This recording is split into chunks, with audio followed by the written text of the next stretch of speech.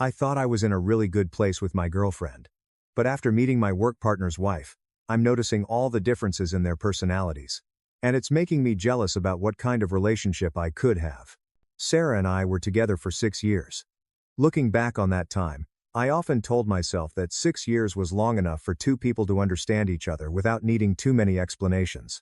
We were used to each other's rhythm, used to the way the other thought, even used to small habits that might seem strange to outsiders but that I saw as signs of closeness. Sarah always said that when you have been in love for a long time, everything should be clear. She liked knowing where I was, what I was doing, and who I was with. At first, I thought that was completely normal. I even felt noticed, cared for, valued. I believed that only when someone truly cared did they want to know that much. Gradually, informing her every time I went out became a habit. I texted her when I had lunch with coworkers. I texted her when I sat down for coffee with an old friend. If I got home late, I had to give a reason. If I changed plans, I had to explain. These things happened so regularly that I no longer considered the possibility of doing otherwise. It became routine, quiet, unquestioned, as if this was simply how life was supposed to work. I got used to being home before 11 at night. If I had plans with friends, I often took the initiative to turn down anything that might run late. Once, Chris asked me to stay and finish watching a game. I checked the time, shook my head, and said maybe another day. I even joked that I was getting old and staying up late was no longer my thing. Everyone laughed, and I went home on time, almost automatically. The gatherings became less frequent. I no longer felt regret because I thought I had Sarah, a stable relationship, and did not need to have many other things. I adjusted my work schedule and arranged my free time around the hours Sarah felt comfortable with. When she asked, I answered. When she worried, I reassured her. Everything flowed smoothly. There were times when I felt tired, but I did not call it exhaustion from the relationship. I told myself it was just work pressure, just adult life being the way it was supposed to be. Sarah often said she worried about me, that the outside world was complicated, and that as long as I stayed within her sight, things would be safer. I listened and nodded. I did not realize I was being managed. I saw nothing strange in having to recount an entire evening just to prove I had done nothing wrong. I did not question the fact that every personal decision required a kind of unspoken approval.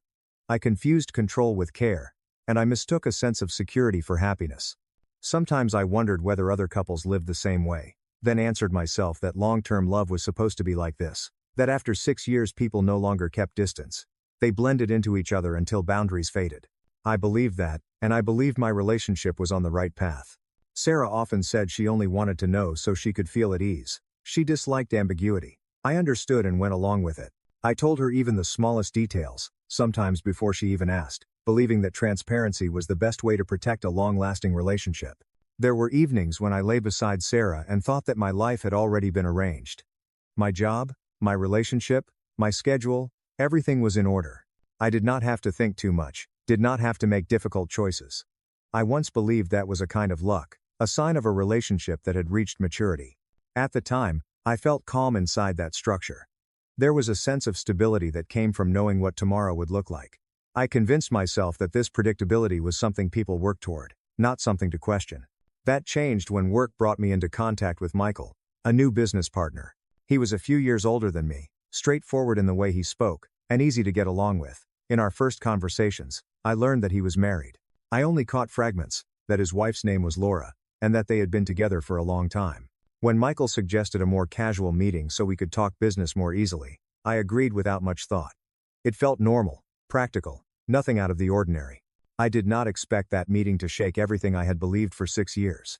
When I stepped into a familiar work setting and saw Laura for the first time, I did not yet understand what was happening. I only knew that something in me had shifted. And from that moment on, I could no longer return to the way I used to think.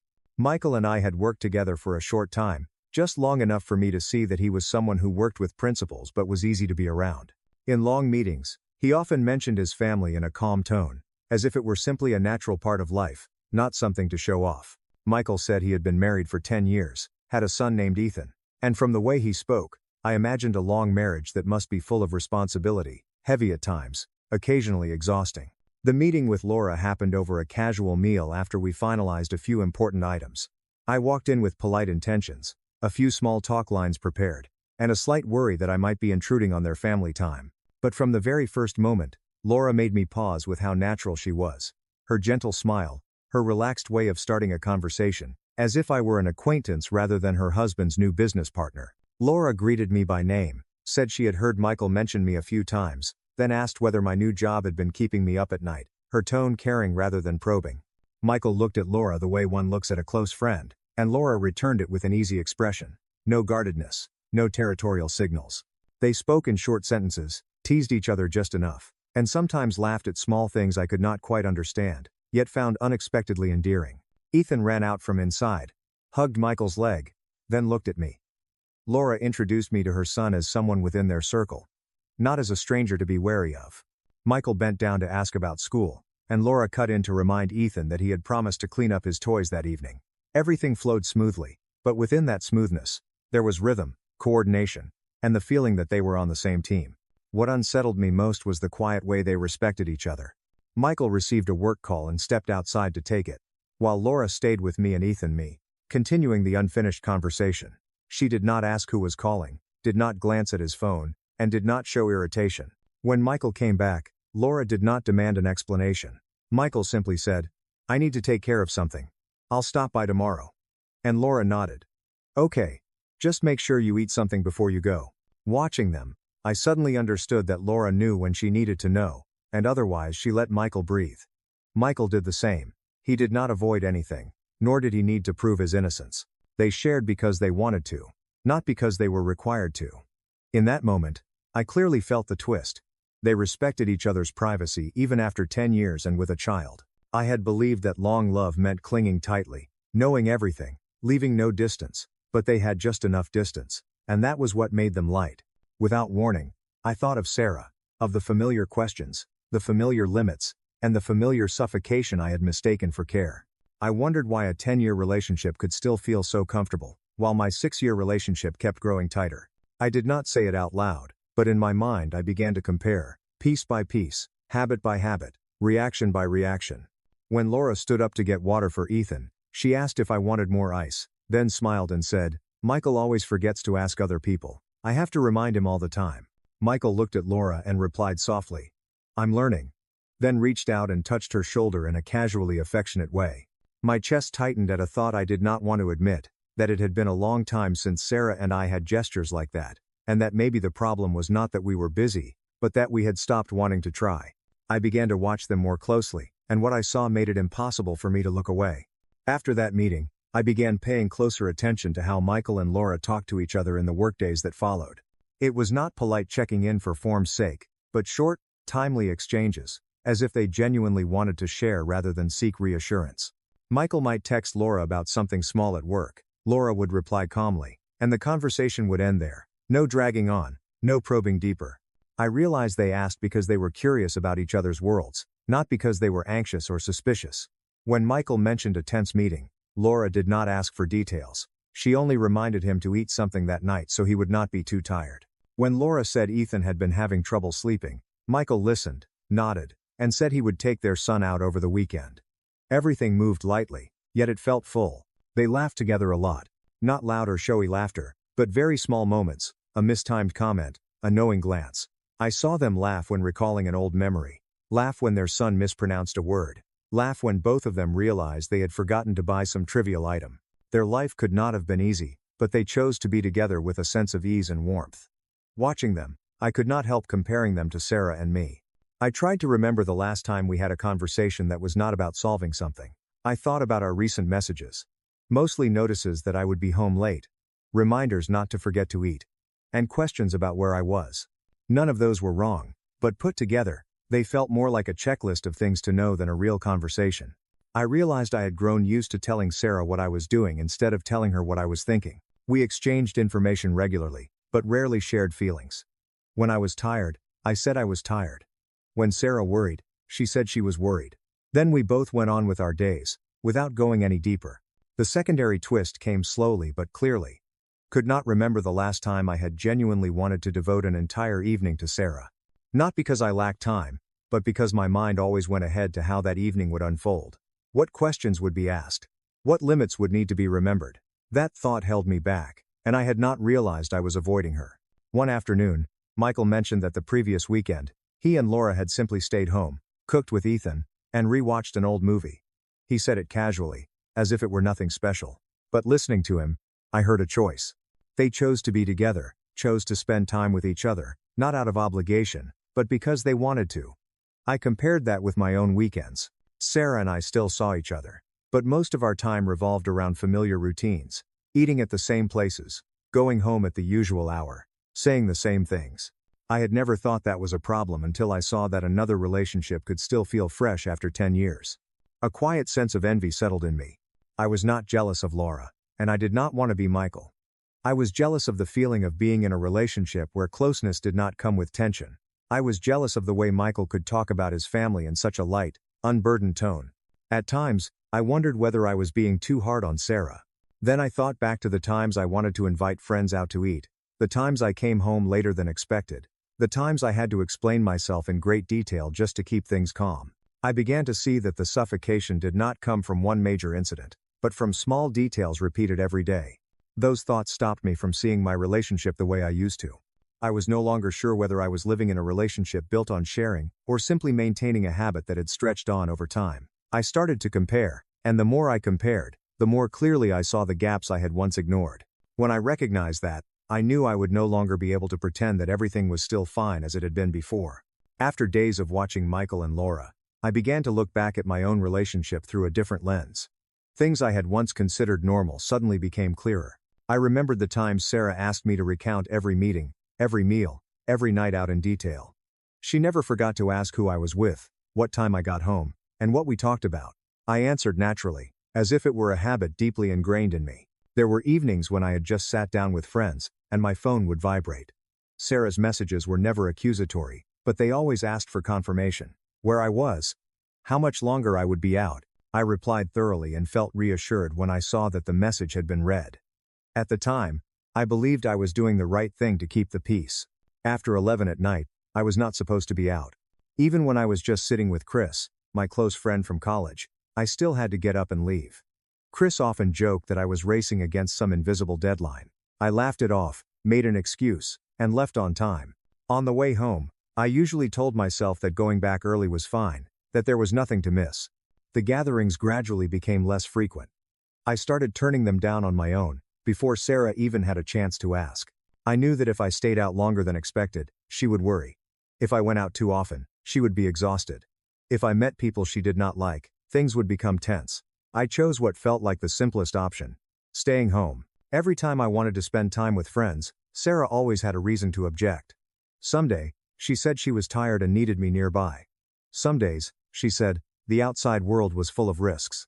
Someday, she simply said she did not like that group of people. I listened and nodded, because I did not want to argue. I thought a little sacrifice was normal in a long-term relationship.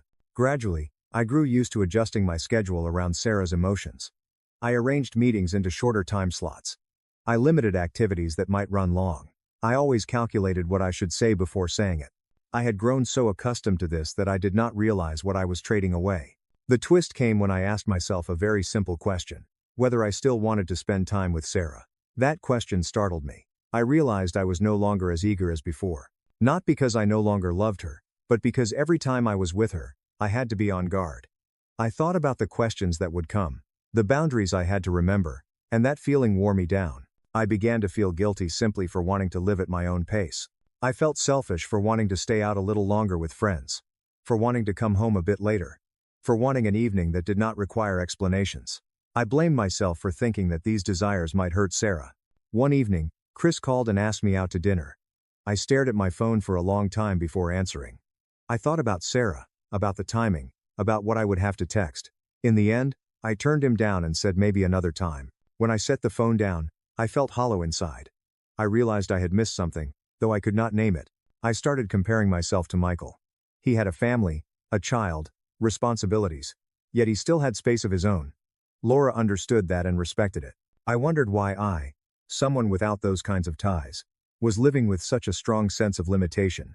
Those thoughts made it impossible for me to stay silent.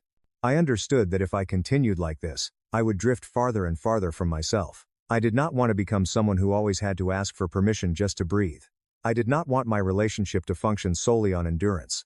That night, when Sarah sat beside me and asked how my day had been, I realized I could no longer answer with the familiar lines.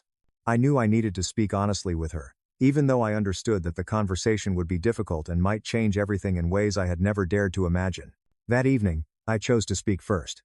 I did not circle around the issue, and I did not wait until it was too late to avoid it. I told Sarah that I felt controlled, that I needed space and trust in order to breathe.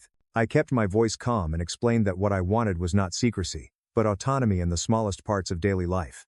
Sarah looked at me for a long time, then reacted far more sharply than I expected. She said that when people love each other, they should tell each other everything, that if I did not clearly explain every detail, then I was hiding something. The way she spoke made me feel as if I had been placed in a position where I had to prove myself, even though I had never been caught doing anything wrong.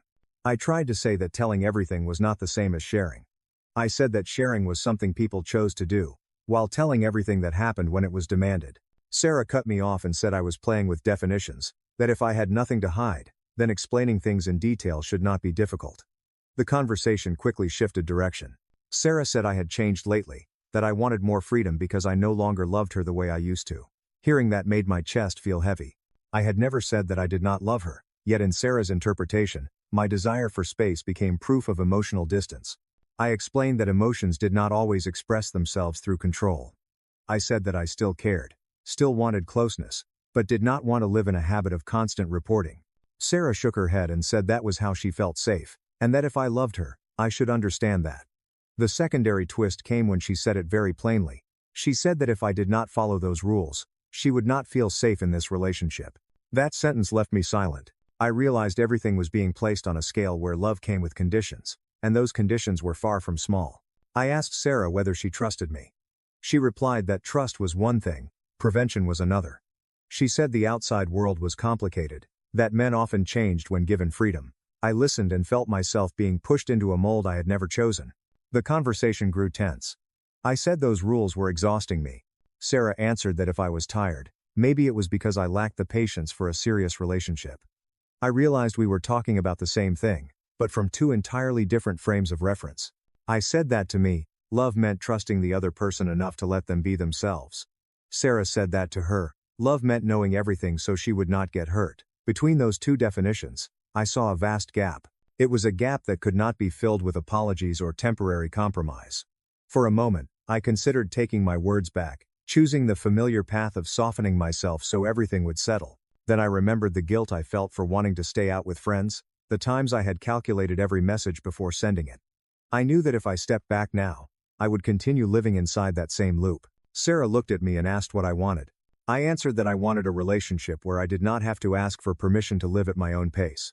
She fell silent for a moment, then said that if that was the case, she did not know whether she could continue. That sentence hung between us, heavier than any accusation. The conversation ended without agreement. No one walked away, but we both left it with a clear sense of distance. I sat there alone, thinking about what had just been said, and for the first time, I allowed myself to face a question I had always avoided, whether love could exist when trust had to come with conditions. After that conversation, Sarah and I continued to share the same space, but the atmosphere between us had changed. We went through our routines as usual, had dinner together, and asked about each other's work, yet every sentence carried a thin layer of caution. I felt clearly that the conversation from the night before had not ended at all. It was simply suspended, waiting for something small but deep enough to push everything in a different direction. A few days later, I had to stay late at work with Michael. The work ran longer than expected, my mind tired from numbers and back-to-back decisions. During a short break, I saw Michael pick up his phone, type a very brief line, then set it down. I did not pay attention until the screen lit up again, and he glanced at it and smiled faintly. Michael said Laura had texted back to wish him good night and remind him not to forget to eat something if he got home late. Just one short message, no follow-up questions, no request for explanations. Michael nodded, put the phone aside, and went back to work.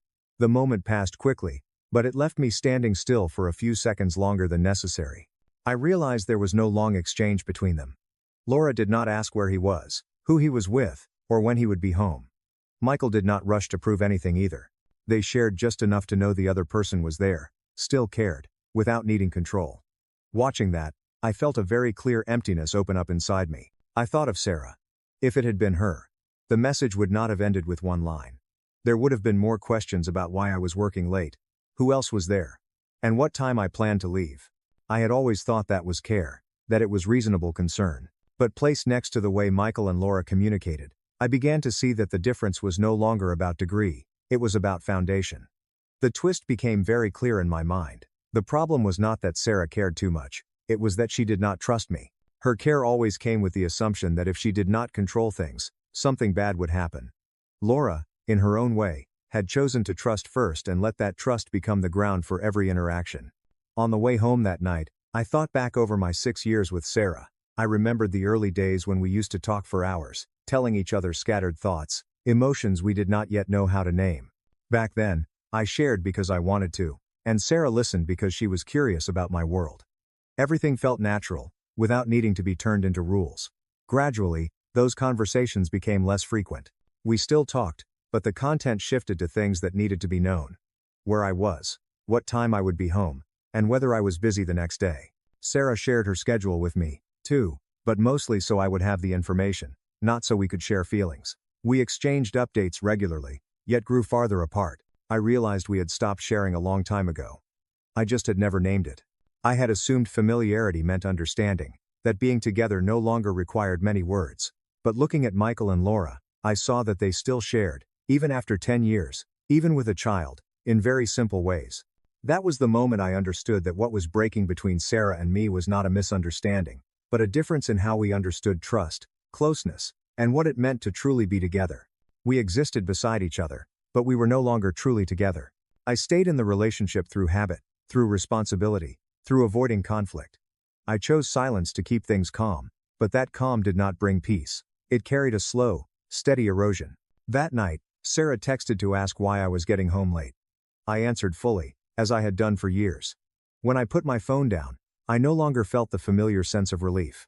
I felt tired, not because I had to reply, but because I knew that the reply did not come from trust. It came from a demand that had become an unspoken rule. I lay staring at the ceiling and thought about my choices. If I continued, I would continue explaining, continue adjusting, continue living in a relationship where trust always came with conditions. I understood that this was no longer a misunderstanding that could be resolved with a few conversations. In that moment, I knew with complete clarity that if I kept going, I would have to trade away myself. I chose to talk to Sarah on a very ordinary evening, when we were both tired and no longer rushing after anything. I told her that I was not happy, that I felt I was living under control more than in a relationship. I spoke slowly, choosing each word, not wanting to turn this into another argument, but into a late confession. Sarah looked at me, her eyes reddening almost immediately. She cried and said she had done everything out of concern for me, that if she did not care, she would not have gone to the trouble of asking so many questions. I listened and heard both fear and hurt in her voice, but I also realized I had heard these same things many times before. When the tears passed, Sarah began to blame me. She said I had changed, that I had not been like this before. She mentioned my new job, mentioned Michael and Laura, and said I was being influenced by the way other people lived. In her words, I saw myself as someone being pulled out of a familiar orbit, and that was what frightened her. I said I was not being influenced by anyone. I had simply seen things I had not dared to look at before. I said I needed trust, needed my privacy to be respected, needed to live at my own pace. Sarah shook her head and said that without those rules, she would always feel uneasy. The conversation grew tense. Sarah said I was selfish, that I only thought of myself. She said 6 years could not be thrown away because of a few passing feelings. I listened and felt my chest grow heavy. 6 years were real. The feelings were real. But my exhaustion was real too, and it had been building for far too long. I tried to say that the problem was not how long we had loved each other, but how we treated each other. I said we had stopped sharing, stopped listening, stopped respecting very basic boundaries. Sarah did not accept that. She said that if I truly loved her, I would stay and keep trying. In that moment, I understood that we were standing on opposite sides of the same story. For Sarah, safety meant control. For me, safety meant trust. The distance between those two understandings could no longer be bridged by more endurance. The twist became painfully clear in my mind. If I stayed, I would continue living as someone who had to ask for permission to be myself. I would keep explaining the smallest things, keep adjusting myself to fit someone else's fears, and keep calling that love. The thought sent a chill through me. I looked at Sarah and said I could not continue like this. I told her that I still cared, but I no longer had the strength to live in a relationship that required constant caution. I said the words goodbye very slowly, as if I were afraid I might not fully hear myself say them. Sarah froze. She looked at me for a long time, then asked if I was sure. I nodded. I was not angry, not resentful, only exhausted in a way so deep that I no longer wanted to argue. I knew that if I stepped back now, I would be betraying myself. Sarah began speaking faster. She said I was ungrateful, said I was being led by others, and said I would regret this. I listened and did not respond. I had said everything that needed to be said, and what followed was no longer a conversation, but a frantic attempt to hold on. I stood up and gathered a few essential things. Every movement I made was slow, not because I was hesitating, but because I wanted to take in this moment fully. 6 years of my life were ending in a familiar room, and I did not want to turn it into chaos. As I reached the door, Sarah called out to me. Her voice was lower, but sharp. She said one final thing. If I walked out of that house, I would lose her forever, and that I would eventually realize that freedom was not worth the stability she had given me. I stood still for a few seconds, feeling her words press heavily against my back. Then I opened the door, stepped outside, and knew that from that moment on, I would have to live with my choice, wherever it might lead me. After leaving that house, I walked for a long time. I had no clear destination. I just needed not to stand still. The air outside was cooler than I expected, and for the first time in many years, I realized I was breathing deeply without effort. The emptiness came soon after, but it did not panic me. It felt like a necessary pause. I did not hate Sarah. That thought came early and stayed with me. She loved in a way that made others feel suffocated, but not out of malice. She lived through fear, through experiences that had taught her that if she let go, everything would collapse. I had accepted that way of loving because I believed all love required sacrifice. The days that followed passed slowly. I woke up in familiar spaces without the usual morning questions. I went to work, came home, and ate dinner alone. Sometimes I picked up my phone out of habit, then put it down because there was no one left to report to. The silence confused me at first, but gradually I began to grow used to it in a different way. Looking back on my 6 years with Sarah, I understood that loving someone for a long time did not mean understanding each other. We had become so familiar that we stopped asking whether we were still moving in the right direction. We ran the relationship like a routine, and I had mistaken that familiarity for correctness. One afternoon, Michael asked me out to lunch. He said I seemed lighter than before. I smiled and said maybe I was learning how to slow down. Michael did not ask more. He simply mentioned that Laura was worried about Ethan because exams were coming up at school.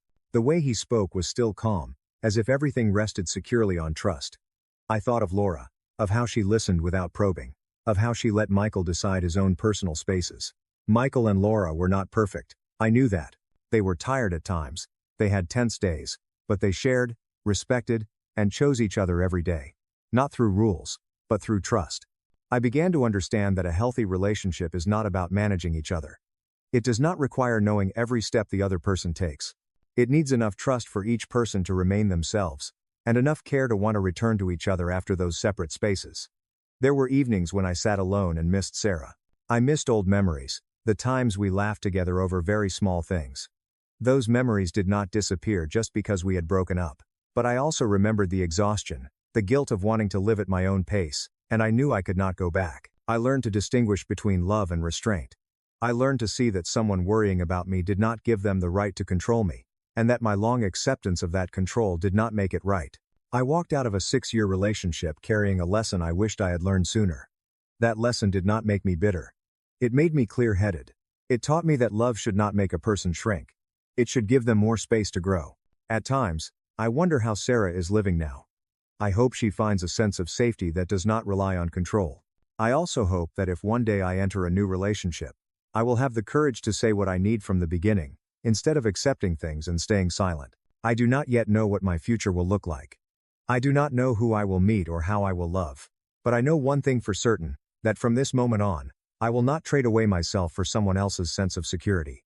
And in that certainty, I feel a new door opening, even if I cannot yet see clearly what is waiting on the other side. If you see yourself somewhere in Daniel and Sarah's story, listen to your own feelings.